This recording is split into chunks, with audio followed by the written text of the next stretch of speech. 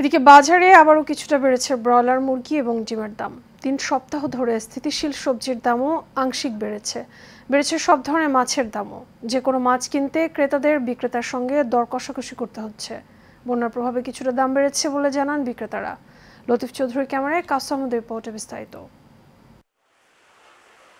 অন্তর্বর্তীকালীন সরকার দায়িত্ব নেওয়ার পর থেকেই নিয়ন্ত্রণে আসতে শুরু করেছিল নিত্য প্রয়োজনীয় পণ্যের বাজার। তবে নানান সব কারণ এবং সম্প্রতি বন্যায় সেই পরিস্থিতি পরিবর্তন হয়ে যাচ্ছে। বেশিরভাগ পণ্যই বিক্রি হচ্ছে বাড়তি দামে, আবার বেড়েছে অনেক পণ্যের দাম। কমতে থাকা সবজির বাজারও কিছুটা বাড়তে শুরু করেছে। ডিম, ব্রয়লার মুরগি সহ বেড়েছে অন্যান্য আরও পণ্যের দাম। অন্যদিকে বাড়তি দামে বিক্রি হচ্ছে পেঁয়াজ, আলু, আদা, রসুন সহ আরও কিছু পণ্য।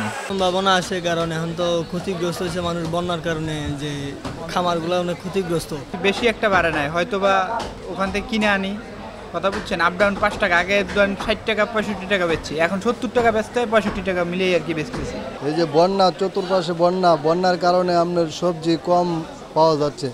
আপনার যে সব জায়গাতে বন্যা নাই ওই সব জায়গার সবজি আপনার দেয়া পোষাইতে পারে না, এই জন্য একটু মালের দাম বাড়তি।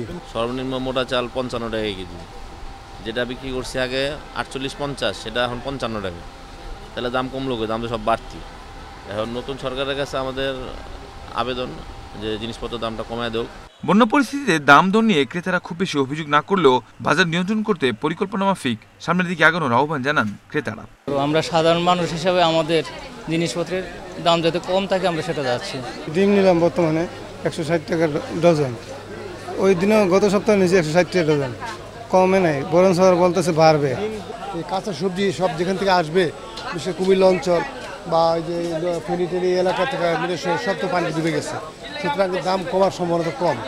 ক্যারিং কস্ট একটু কমছে, এটা ঠিক যে চাঁদাবাজিটা কিছু কমছে, কিন্তু সেই তুলনায় কমে নেই। আর তবে মাছ বাজারের চিত্র একেবারেই আলাদা। বাজারে সরবরাহ কম হয় দাম বাড়তির অভিযোগ করেন ক্রেতা বিক্রেতা উভয়েই। রপ্তানি বন্ধ হলে হবে কি? নদীতে আমদানি হইতে হবে তো মাছ, নদীতে থাকতে হবে মাছ, নদীতে মাছ যদি থাকে রপ্তানি তো তারপরও অজস্র ধরা খাইলে রপ্তানি তো সমস্যা হয় না তেমন একটা। কাউসার আহমেদ, এশিয়ান টেলিভিশন, ঢাকা।